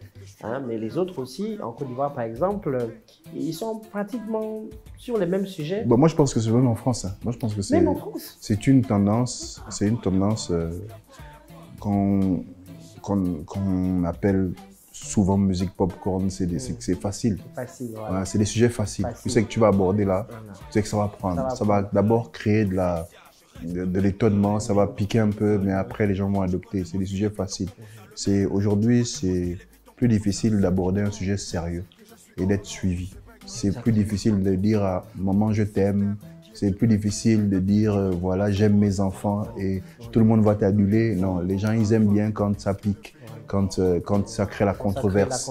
Voilà, quand ça. Comme le titre de notre jeune frère général Itachi, Lochukuduku. Ah ouais. Ça fait couler beaucoup d'encre de salive. Hein. Ça a créé vraiment une polémique pas possible. Mais alors, donc ça veut dire que les petits aujourd'hui peuvent, avec cette originalité-là, percer à l'international? Seulement si ils sont encadrés, organisés, structurés, canalisés. Si et seulement s'ils ne mettent pas la charrue avant le bœuf. Si et seulement si. Voilà. On a eu la preuve avec notre petit frère de Cam, Benjamin Epps. D'accord, le talent est là, c'est indéniable. Mais comment il est entouré? Voilà, Benjamin Epps, c'est l'entourage. Attention, hein? Tu vois ce que je veux dire? J'étais content quand j'ai revu des figures autour de lui, à l'Institut français que je connaissais. Des figures de l'industrie en France? Même d'ici. J'ai revu Konako. Oh non! Oui, Konako était là. Non. Konako a produit New School. Bien sûr! Et donc, quand tu vois quelqu'un d'expérimenté comme ça avec le petit, c'est que... tu vois ce que je veux dire? La structuration dont tu parles. J'ai reconnu quelqu'un qui était ici au Gabon avec Princesse Erika, une chanteuse d'R&B en France, qui était ici dans les années Raboun. D'accord. Donc, c'est un gars de mon âge qui est dans l'équipe de Benjamin Epps. Tu vois ce que je veux dire? Donc, autour de lui, c'est structuré, c'est carré. Est-ce que ce n'est pas finalement, on va dire, cette équipe qui a de l'expérience autour de lui, qui donne une direction artistique à son rap un peu old school? Parce tu as parlé de la présence de Konako. Tu sens, est-ce que tu vois un peu? Non, mais il y a une catégorie de rappeurs gabonais, Benjamin Epps, son pote Cyanure, Triss. En fait, ces petits-là, pour les embêter, surtout tristes. Je dis qu'ils ont c'est des jeunes avec des esprits de vieux. Parce qu'ils ont écouté beaucoup de rap. Ils ont écouté beaucoup de rap, mais du rap d'une autre époque. Et ils ont emmagasiné ça. Et aujourd'hui, quand tu les écoutes rapper, tu reconnais des choses. Et donc, oui, ça va de pair. Ce que Benjamin Epps sort, c'est vraiment en synergie avec l'équipe qui l'entoure. Du coup, ils ont trouvé une cible plus facilement. Ils arrivent à trouver la cible, à l'identifier et la dompter. C'est plus facile pour eux parce que c'est des gens expérimentés. Ils savent où ils vont l'emmener, tu vois. Et c'est ça qu'il faut. Parce que quand on voit la direction artistique de son album, directement, c'est très fort. C'est très fort. C'est très fort. Et ça ne ressemble pas au rap que les autres font en France, par exemple. C'est très fort. Et quand tu vois qu'il a commencé par faire des tournées, donc on ne parle pas de quelqu'un qu'on blacklist, ou on ne parle pas de quelqu'un que c'est difficile, mais voilà. Il s'est frayé son chemin. Voilà. Il a d'ailleurs déjà toutes ces dates sont déjà complètes. Hein. Voilà. Déjà complètes. D'accord. Donc il faut la structure, il faut l'encadrement, l'organisation. Il faut l'organisation autour des artistes. Mais ça passe aussi par la mentalité de l'artiste lui-même.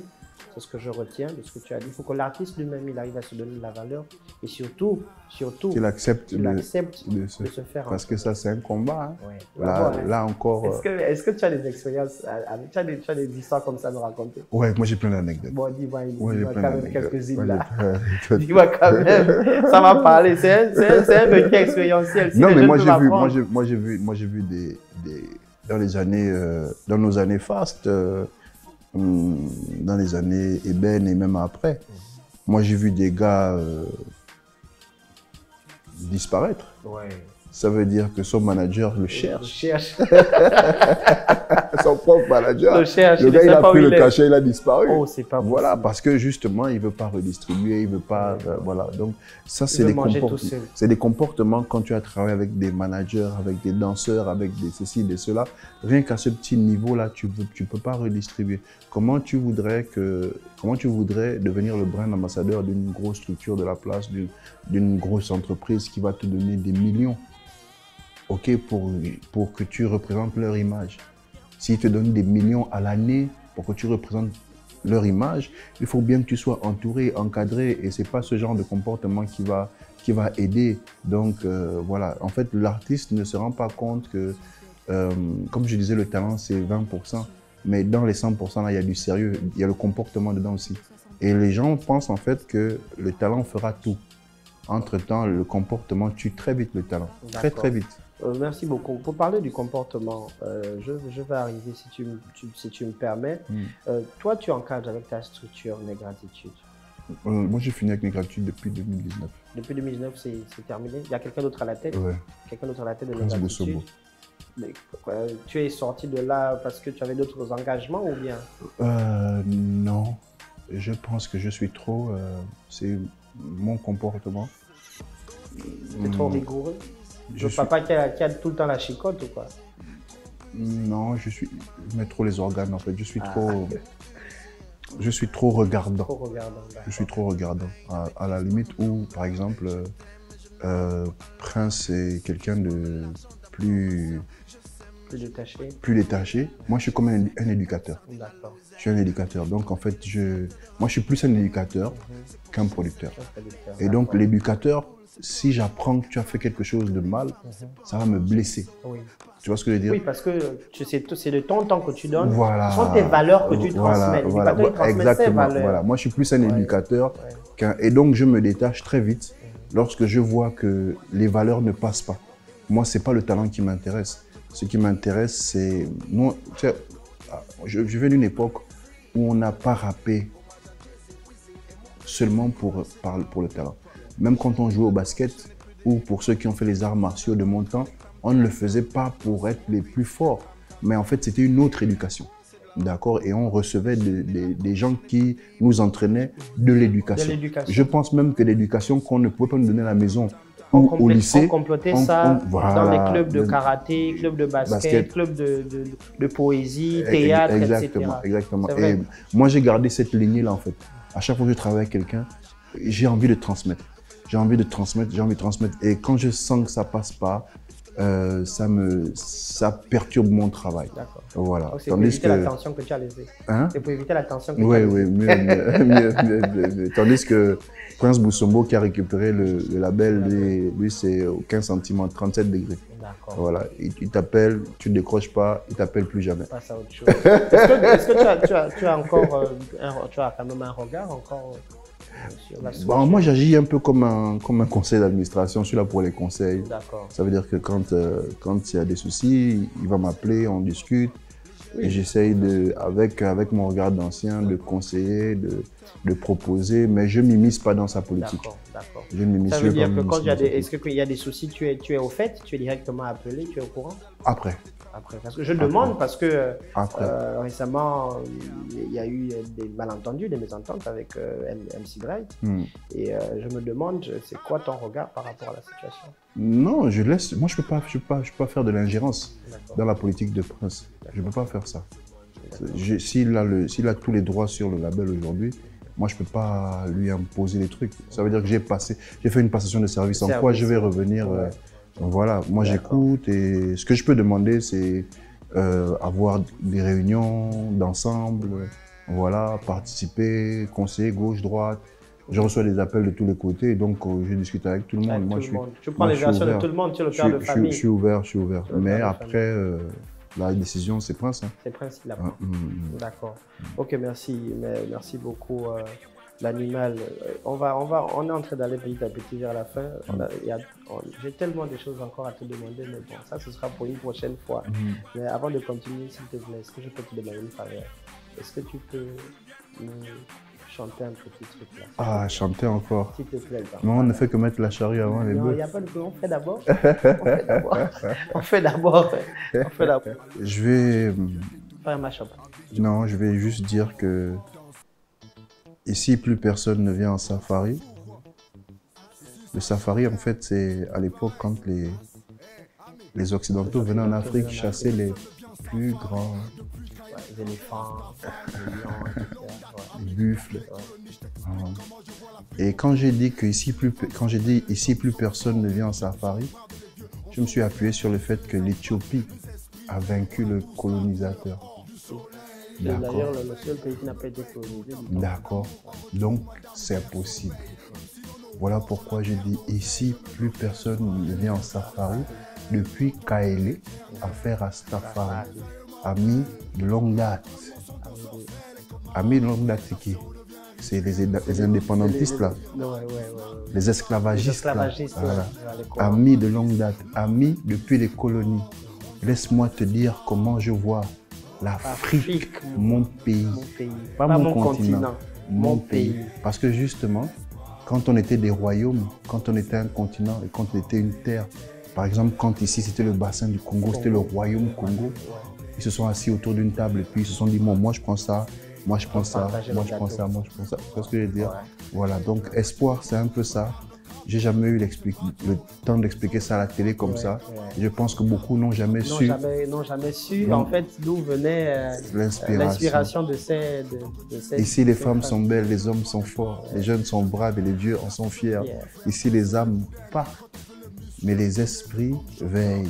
L'âme part quand tu meurs. Mais l'esprit reste toujours. L'esprit veille. Amen. On a tous la couleur or du soleil. C'est la première couleur de peau sur Terre. D'accord? Au départ, on était tous noirs. Donc, nous sommes à l'origine de toutes les vies. De l'humanité. D'accord? C'est ça, espoir. Oh, j'ai vu des femmes donner la vie à des petits dieux. Attention. Oh, j'ai vu l'espoir de mon peuple dans vos yeux. En vérité, l'amour va triompher. L'amour, là, c'est l'amour de tout le peuple noir. L'amour de tous les Africains. C'est l'amour qui dit que aime ton prochain comme toi-même. Mais en vérité, le combat, c'est pas d'aimer le prochain. La vérité, c'est que si tu n'aimes pas ton prochain, c'est parce que tu ne t'aimes pas toi-même. Oh là là. Donc, aime ton prochain comme toi-même. Donc, tu dois, pour ne pas mettre la charrue avant le bœuf, tu dois d'abord t'aimer toi-même. Et notre problème en Afrique, c'est ça. On ne s'aime pas soi-même. C'est pourquoi on n'aime pas notre prochain. Donc, ça revient toujours au problème de mentalité. Ça revient toujours au problème de mentalité. Non, mais là, je viens de prendre un cours voilà, de français. Tu as bien expliqué espoir. Franchement, je n'attendais pas mieux. Merci, grand. Alors, pour terminer avec ces quelques questions, moi, je voulais savoir, on a remarqué que ces 4-5 dernières années, les meufs ont pris le contrôle. Les femmes ont pris le contrôle. À l'international surtout, on connaît Créole, on connaît Chanel, on connaît Ariel T. Il y a Emma aujourd'hui, la toute petite Emma qui est en train de cartonner. C'est quoi le secret des femmes? Ou bien elles ont mis quand même les bœufs avant la charrue? Non. Mais musicalement parlant, Beyoncé rapporte plus que monsieur. Oui, si, c'est vrai. Musicalement parlant, Rihanna est à un autre niveau. Et en France, il y a eu Mylène Farmer, il y a eu, voilà. Il y a eu les Diams. En fait, ce qui se passe avec la gente féminine, c'est que la gente féminine est d'abord, elle a d'abord le sex appeal. C'est vrai. D'accord. Donc, c'est beau à voir. Ouais, c'est joli. C'est joli. C'est joli. Voilà, c'est beau à voir, c'est joli. Donc, en fait, l'image de la femme, déjà, ça vend. L'image seulement. Dans l'inconscient, déjà, ça vend. C'est quelque chose. Ça vend. On a déjà consommé. Nous, pour vendre, il faut créer un truc. Ouais. Gangster, bandit, machin. Voilà. Surtout quand tu es noiro comme nous là. Voilà. Quand tu n'es pas Justin Bieber. Il faut créer un truc bangando, machin. Non, la femme, hein, dès qu'elle est mécopée, que ce soit tissage, cheveux arabes, même naturel, ok, dès que c'est une femme, c'est au fond. Et en plus, la femme, c'est quand même la maternité. Donc, en la femme, on va toujours reconnaître notre sœur, notre frangine, notre mère, notre... Voilà. Donc, on est moins hostile.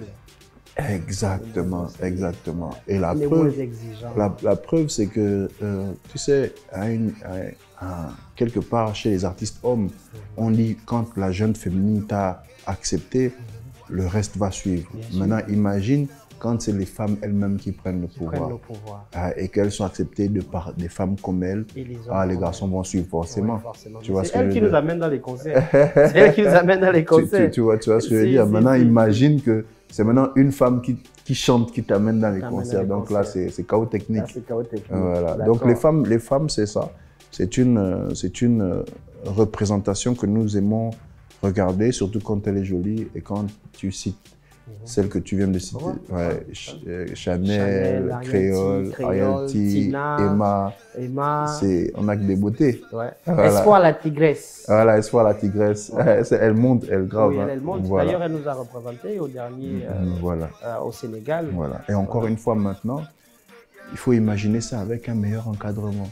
Toujours. Avec une meilleure structuration. Voilà, tu vois ce que je veux dire? Toujours. Alors, il y a aussi le fait que les rappeurs, on a vu il y a quoi, 1 mois, 2 mois là, on était dans un game très fort à base de challenge à gauche, à base de Touvion. D'ailleurs, on t'a vu, tu es monté sur le challenge de Suspect 95. Les gens ont parlé. Ils disent non, mais c'est l'animal, mais pourquoi, avec sa carrure, etc. Comment tu expliques ça? Il y a 2 questions là. Ou c'est une seule question? C'est une seule question. Comment j'explique le fait que les gens n'aient pas compris que tu fasses le challenge, soi-disant parce que tu es une pointure et que tu ne devrais pas? Bon, d'abord, en tant que pointure, c'est un exercice de style. Déjà, c'est un exercice de style. Moi, j'ai vu Busta Rhymes faire des remixes de 50. Hein. Donc, voilà. Donc, culturellement, c'est une phase B. Culturellement, j'ai besoin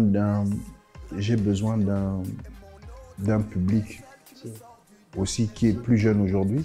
Voilà, ça veut dire que moi j'ai mon public, mais je dois aussi gagner un peu avec les plus jeunes. Avec les plus jeunes. D'accord. Donc je ne fais pas ça pour me prouver quoi que ce soit.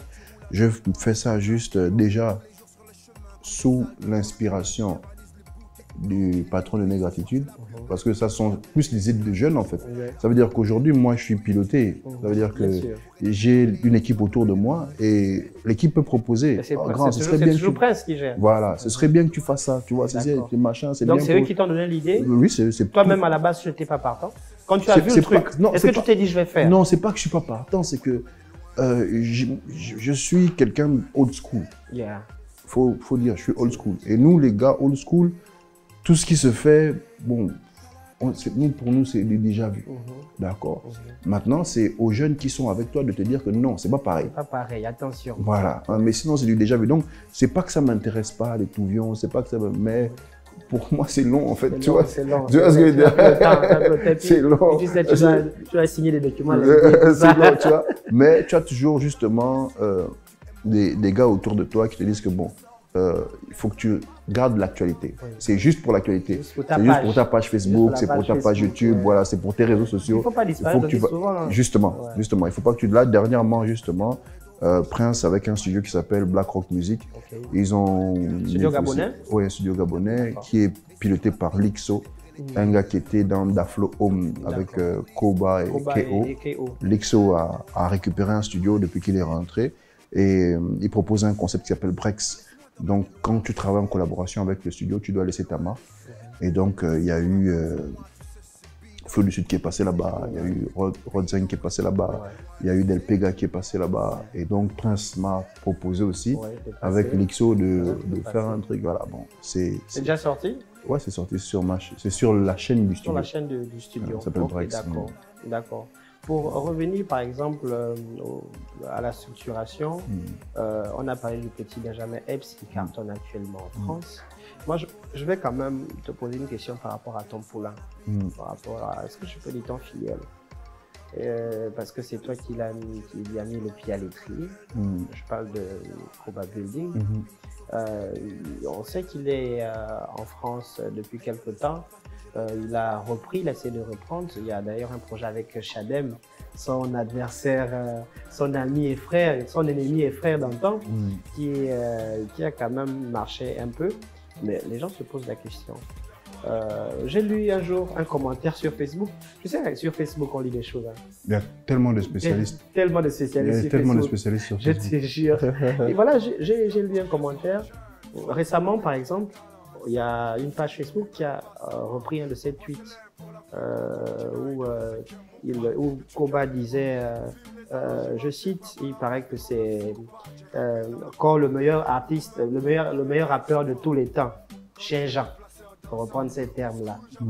On s'est dit que voilà, il s'adresse au petit Benjamin. Nous, on sait que Koba, c'est quelqu'un de respectueux à la base. Mais la vraie question derrière, c'est lui, depuis qu'il est en France, pourquoi on a l'impression que ça ne marche pas? Est-ce que tu discutes avec lui?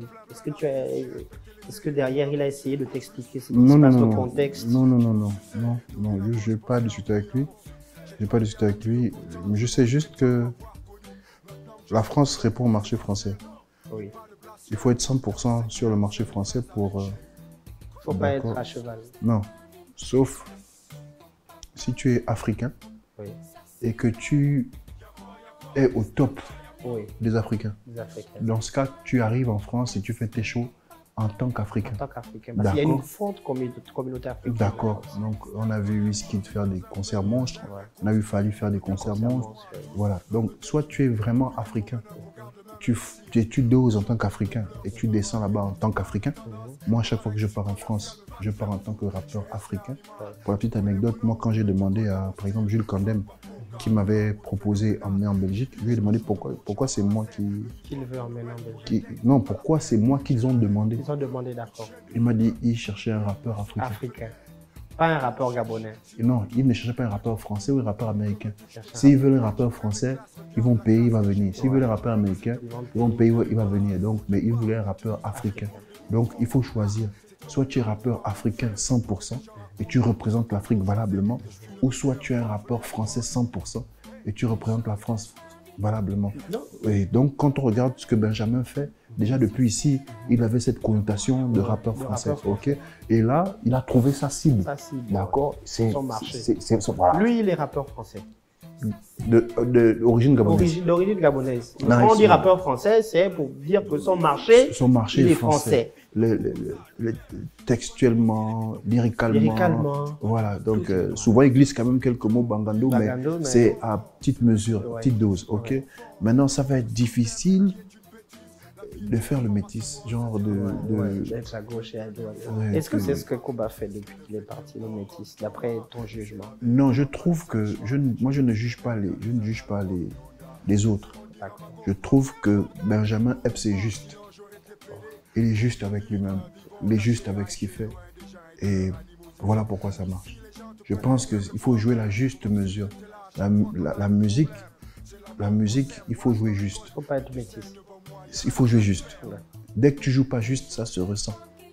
D'accord. C'est ce qui pourrait expliquer le fait que ça ne marche pas autant pour Koba, par exemple? Je ne sais pas. Je ne sais pas. Ça, je ne peux pas dire. Moi, je ne peux pas donner des causes. Des causes, oui. Non. Ouais. Je ne vais pas donner des causes d'échec parce que ça peut s'expliquer peut-être autrement. Autrement. D'accord. Lui seul peut expliquer pourquoi du comment. Et puis ce n'est pas forcément lié au talent, parce que le talent est toujours là. Voilà, on voit qu'il kick fort toujours. Voilà, dans ces dernières sorties, on voit qu'il kick fort toujours, mais c'est peut-être plutôt une affaire de stratégie, d'entourage, d'encadrement, de proposition. Voilà, c'est une affaire peut-être de proposition. Là, il n'y a que lui qui peut expliquer ça. D'accord. Et moi, je vois ce que Benjamin fait, je vois ce que Vicky fait. Vicky R. Vicky R, par exemple. Elle aussi, elle n'est pas sur deux poules. Non. C'est ce que je veux dire. Elle n'est pas moitié. Non. Elle kick en français. Kick en français. Voilà, elle kick pour les Français. Pour le marché français. Ouais. D'accord. D'ailleurs, Vicky R, par exemple, on lui fait souvent ce reproche-là de ne pas être trop gaboneuse. Non, il ne faut pas. Ne pas se positionner. Il faut pas. Il y en a un autre qui monte là-bas qui s'appelle le G.O. Qui s'appelait Jojo. Vous allez entendre parler de G.O. bientôt. Parce que justement, quand son équipe m'a consulté, ce que j'ai dit, c'est que vous êtes sur un nouveau marché. Vous êtes à 100% sur le marché. À éviter de faire les choses, vous êtes là-bas. Et puis vous voulez encore... revenir ici. Non. Vous êtes là-bas, 100%, vous agressez, mais 100% français. Vous allez pour conquérir un marché français. D'accord. Faites là-bas. Et nous, on va vous soutenir parce que l'origine est ici. C'est ici. Voilà, on sait que la mère nourricière. Vous êtes originaire d'ici. D'accord. Voilà. Aya Nakamura, elle fera peut-être un feat avec des Maliens, mais c'est pas tout de suite qu'elle va commencer à chanter. À Bambala. Tu vois ce que je veux dire? Elle est sur un marché et elle va se concentrer d'abord sur le marché. Quand son marché va vraiment grandir et qu'elle va vraiment le dominer, elle va commencer à s'amuser à faire tout ce qu'elle voudra. Et les gens vont accepter. Parce qu'elle est déjà à un niveau. C'est vrai qu'au niveau artistique, quand on est déjà au top, parfois les fans peuvent tout accepter. C'est ce que... Fallait lui faire ça. Il se balade. Maintenant, il fait ce qu'il veut. Il se balade. Aujourd'hui, il peut se réveiller. Je voulais prendre l'exemple avec le malien de Mafia Quinfré. Mafia Quinfré. Son nom m'échappe. Les rappeurs? Oui, du 113. Mokobe du 113. D'accord. 113 est sorti comment? Ils sont sortis français. D'accord. Mokobe, maintenant qu'il était au top, quand il est sorti... Allez, coupé, décalé. Afro, machin. Il se permet. Mais il était déjà... au top. Tu vois ce que je veux dire? Mais s'il avait commencé comme ça à la base, ça n'aurait pas pris. On ne l'aurait pas calculé. Tu vois ce que je veux dire? Donc le conseil que tu donnerais, par exemple, à Koba, ce serait quoi? Non, c'est le conseil que je donnerai à tous les autres. Qui sont là-bas. De choisir.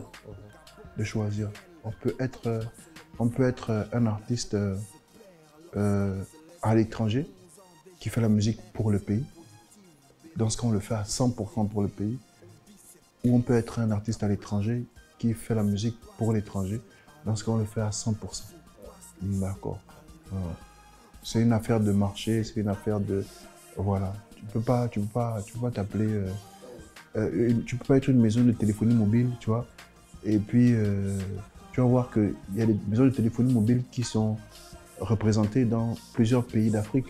Oui. Mais les politiques de vente sont axées en fonction des réalités du terrain. D'accord. Ce n'est pas en Côte d'Ivoire que tu vas faire ta promo avec le Toli Bangando. C'est vrai. Là-bas, tu vas faire avec le Nushi. Le Nushi. C'est pas ici que tu vas faire la promo avec le Nushi. Si tu vas faire avec le Toli Bangando. Est-ce qu'on se comprend? Donc, à chaque fois que tu arrives sur un terrain, tu t'adaptes au terrain, tu cibles. Et puis tu fais asseoir ta stratégie. Voilà.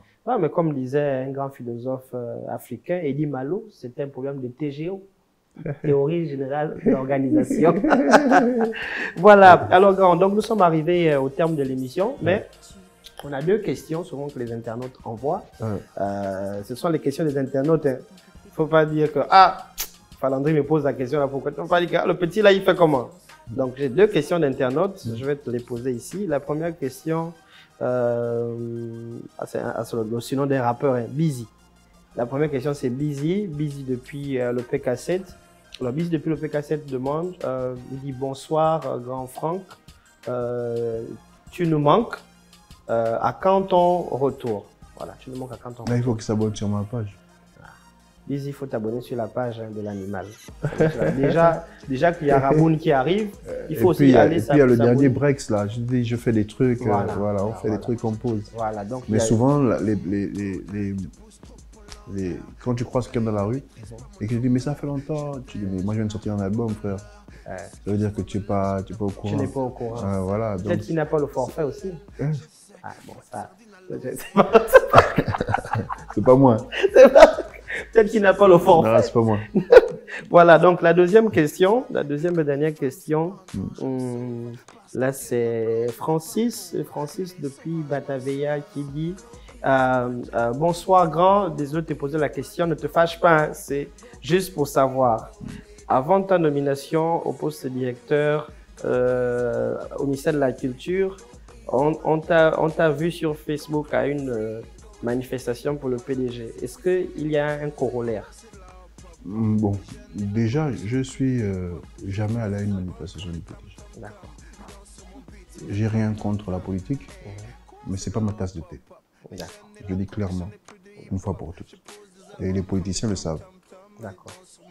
Aussi nombreux qu'ils soient. Ils savent que la politique, c'est pas ma tasse de thé.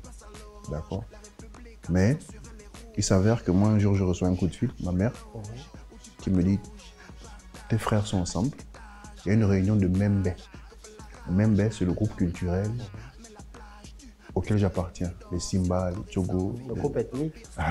Donc, il y a une réunion de Membe. Et il y a ton grand frère Steve qui sera là-bas. D'accord. Donc, c'est une réunion de Membe. C'est comme si on était au village et puis on te dit Steve arrive. Oui, il faut Monsieur Steve. Je dis Steve parce que c'est mon grand frère. Ton donc, grand frère, bien sûr. Désolé. Monsieur Steve Dieko. Steve Dieko. Désolé, monsieur Steve Dieko. La une gabonaise, monsieur Franck Stéphane Dibo. Votre petit frère. Votre petit frère. Voilà. Et puis plus votre petit frère encore. Nous représentons nos excuses. Voilà. Donc il y avait monsieur Steve Dieko qui arrivait justement pour parler au Membe. Il y avait mes frères, mes tantes. Alors, moi, en fait, je suis pas trop dans les business de famille, tu vois. D'accord. Voilà. Et là, comme on est des Africains, tu as la vieille qui te sermonne que non, toi, les trucs de tes parents, tu ne vas jamais, machin, tes frangins se réunissent, machin. Après, tu ne seras pas là, tac, tac. Donc, j'arrive, je m'assois, tranquille. Mais sauf que lui, quand il arrive avec son protocole. Avec ses photographes, ses machins, donc normal. Voilà, donc normal. Mais je sais qu'ils vont communiquer. Mais sauf que, vous savez, quand tu es l'acteur et que tu sais de quoi il s'agit, même si tu vois les répercussions, pour toi, tu te dis, bon. Ça ne me touche pas parce que moi, je sais pourquoi j'y étais. Tu vois un peu? Donc, voilà, d'accord. Après, quand c'est parti en live, j'ai quand même appelé la vieille, j'ai dit, tu as vu non? Tu as vu non? Moi, je t'ai dit non. Tu vois pourquoi moi, je ne voulais pas aller. Est-ce que tu vois? Là, tu fais même un screenshot, tu dis que regarde le commentaire là. Tu vois? Non, c'est pour être plus sérieux, voilà, c'est ça.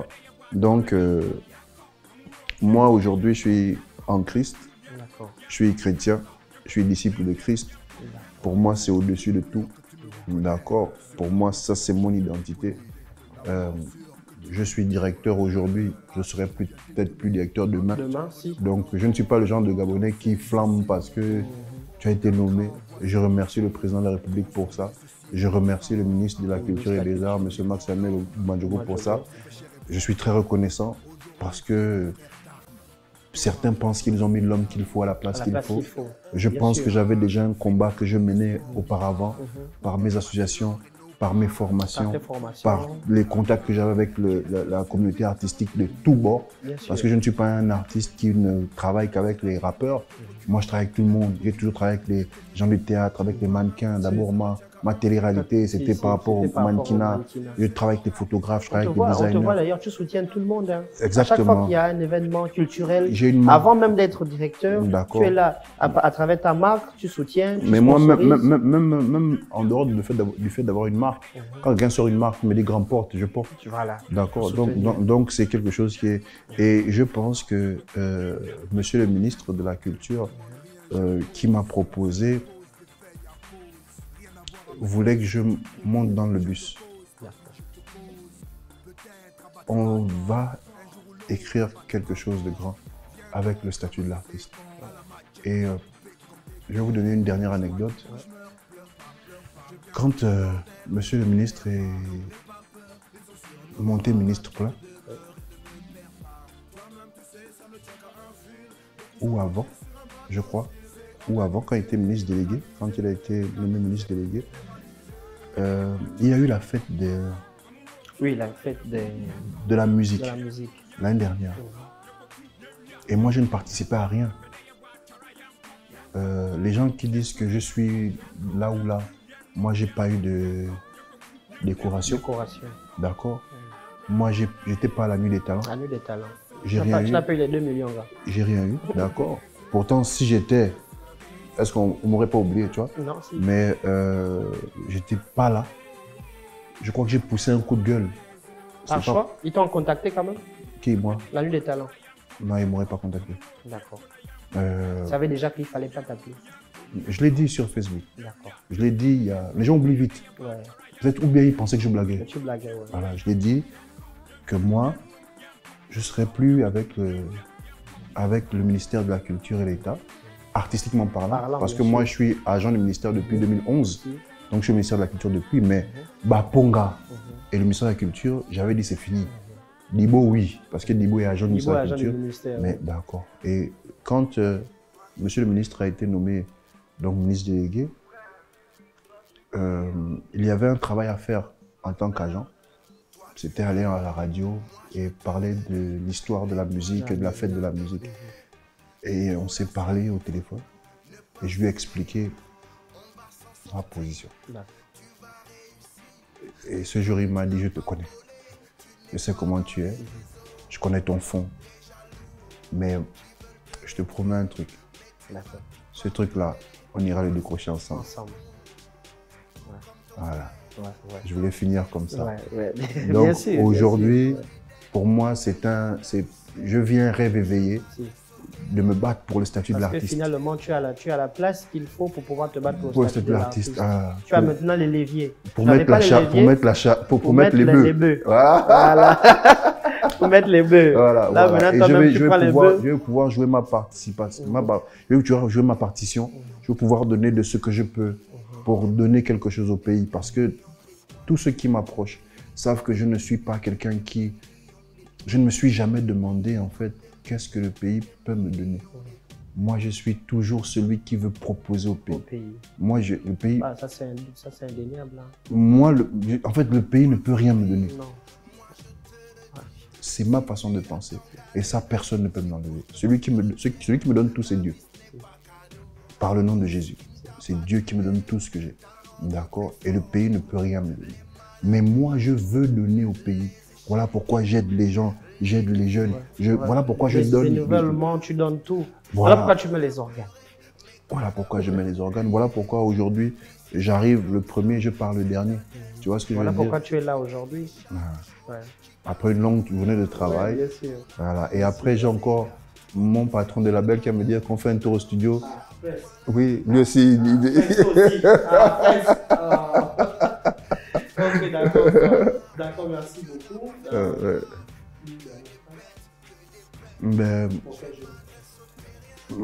Je vais reprendre je vais paraphraser Philo. Philo qui est le coproducteur de Goumaye. Je ne sais pas s'il est encore avec Youssoufa. Et on était en conférence de presse une année à l'Institut français pour un Gabon hip-hop. Et Philo qui demande à un rappeur gabonais, les gars qui sont avec toi là, c'est qui? Il a dit, ce sont mes potes. Philo dit, ce sont tes potes. Ouais. Ils servent à quoi? Non, ils m'accompagnent. Philo a dit, un artiste n'a pas de potes, qui l'accompagnent. Un artiste, autour de lui, il y a des potes qui ont chacun un rôle pour l'accompagner professionnellement. Dans tes potes qui t'accompagnent là, au lieu de t'accompagner seulement pour aller en boîte, prendre des tailles, draguer les meufs, là, dedans, tu peux avoir un caméraman, tu peux avoir un manager, tu peux avoir un agent, tu peux avoir un gars qui s'occupe de ta... tu peux avoir un impresario, tu peux avoir un gars qui s'occupe de ton web. Et voilà, donc, dans tes potes, il faut que chacun serve à quelque chose. Et c'est le conseil que je veux donner aux jeunes aujourd'hui. Quand on demande de s'encadrer, ce n'est pas forcément d'avoir d'abord des salariés. Non, vous commencez quelque chose et montez ensemble. Toi-même, tu es un artiste, tu commences, non? Tu apprends sur le tas, non? Autour de toi, à côté de toi, des gens peuvent aussi apprendre sur le tas. Moi, je n'ai pas fait l'école pour devenir réalisateur de clips vidéo. D'accord? Mais aujourd'hui, je suis réalisateur de clips vidéo. Donc, tout le monde peut apprendre, tout le monde peut attraper quelque chose, même un téléphone. Aujourd'hui, voilà, tous les influenceurs commencent avec des téléphones. Donc, pourquoi quelqu'un qui accompagne un artiste ne peut pas faire des petites vidéos avec le téléphone, des reportages de son artiste? Voilà. Donc le dernier conseil que je vais donner à mes petits frères et même aux gens de ma génération, entourez-vous, organisez-vous, structurez-vous, d'abord avec ceux qui vous entourent. D'accord. Merci encore, cher web spectateur. C'était Diego Falandri de la Une Gabonaise. Nous sommes rendus au prochain vidéo. Big up.